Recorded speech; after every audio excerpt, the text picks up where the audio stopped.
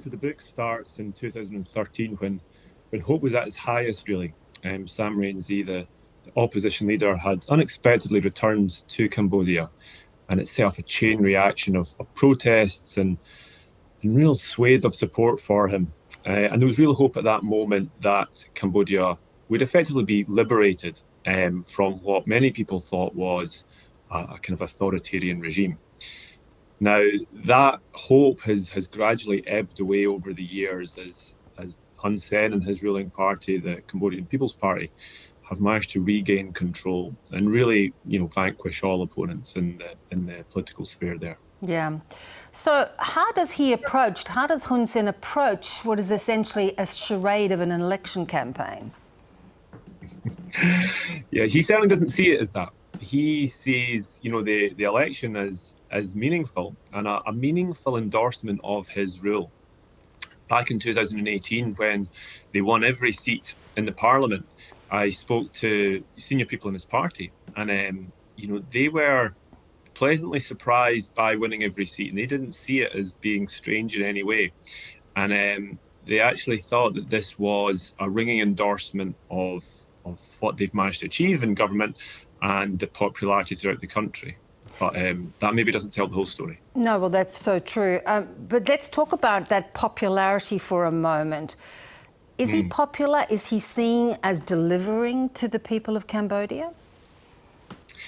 Yeah, I think this is the interesting thing, and this is what my book tries to explore, because I did speak to quite a lot of people within government and within the ruling party. And that is that he does have a broad constituency of support throughout the country. Certainly in some of those main institutions of power, the army, police, civil service, he's got, a lot of support there. But he's also got a lot of support amongst common people in rural areas, farmers, people who are working in markets, stall owners. And part of that is because he has brought economic development to the country and peace and stability. And for people who've lived through the Khmer Rouge, lived through civil war in the 1980s, then the mere fact of having schools to go to, having hospitals, having good roads, having a job and some money, that's good enough for them. So there is a constituency support for him there in the country. But then there's also another group of people, quite substantial, that want more. Yeah. So, when you talked to people, did they see that as a trade-off? Or do you think there will come a time where they feel that there has to be more of a voice for people more broadly? Yeah, so I think the opponents of Hun Sen see it as a false trade-off. Hun Sen and the ruling party there do talk about economic development being a priority and taking precedence over human rights, collective order over personal freedom, economic development over the rights of individuals.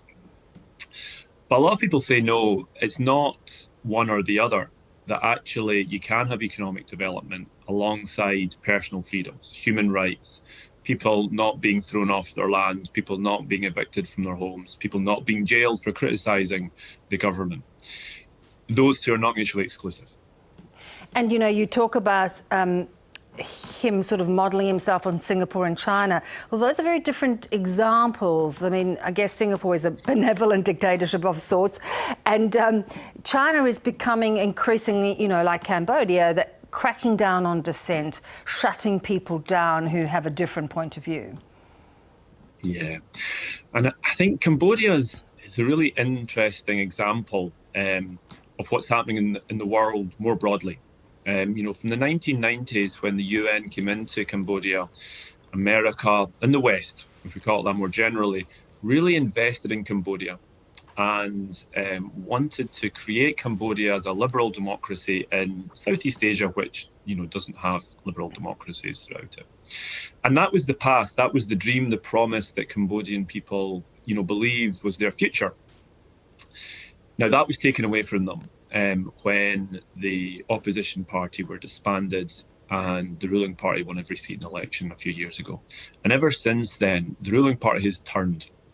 They've turned away from the rhetoric of human rights, of liberal democracy, and they've moved towards more authoritarian kind of form of government, and explicitly talking about different models. Certainly looking towards Singapore as a model for their future in terms of economic development, but also in terms of their political government. China has become hugely influential in Cambodia. It has overtaken America as the biggest aid donor. It's by far the largest investor, biggest trade partner.